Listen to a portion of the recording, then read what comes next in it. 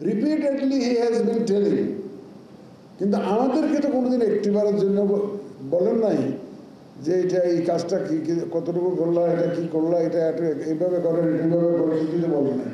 He has full confidence in the election commission, he has full confidence in the election commission, যার জন্য আমাদের উপরে আস্থা আছে বলেই কিন্তু উনি প্রতিনিয়ত বলে যাচ্ছেন যে আমি একটা ঐতিহাসিক নির্বাচন বাংলাদেশে দেব।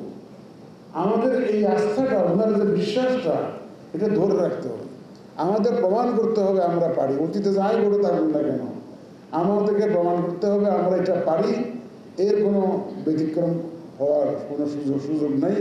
এবং আমি নিশ্চিত আপনাদের সহযোগিতা নিয়ে আমরা এটা করতে পারবো ইনশাআল্লাহ। দেখেন, আমরা শপথ নিয়েছি 5 জন, শপথ নিয়েছি কিসের শপথ? ওই যে অনুরাগ বিরাগের বশবর্তী না হইয়া কাজ করব, আইন অনুযায়ী আইন মেনে চলবো, এই সমস্ত ইত্যাদি ইত্যাদি আমরা শপথ নিয়েছি।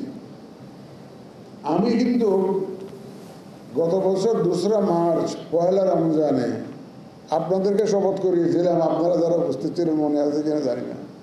আপনারা কিন্তু ওয়াদা করেছিলেন যে নিরপেক্ষভাবে কাজ করবেন এবং প্রফেশনালি কাজ করবেন, আইন মেনে কাজ করবেন।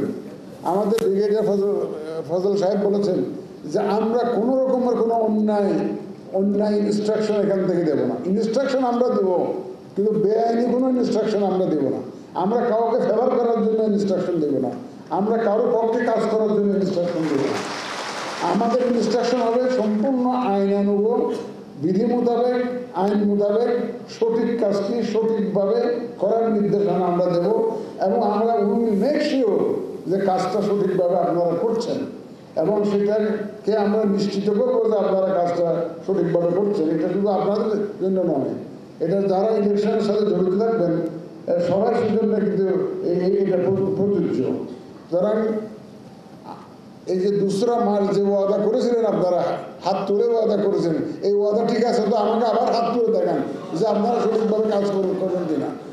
আমি ধরি না, আল্লাহ তাআলা সাক্ষী, আল্লাহ তাআলা সাক্ষী, ঠিক আছে তো? আপনারা সঠিকভাবে নিরপেক্ষভাবে কাজ করবেন, আমাদের পরম করুণাময় আল্লাহ তাআলা সাক্ষী আছে। আপনারা 2 হাত ধরে এই ওয়াদা আমার সঙ্গে আবার পুনর্ব্যক্ত করলেন।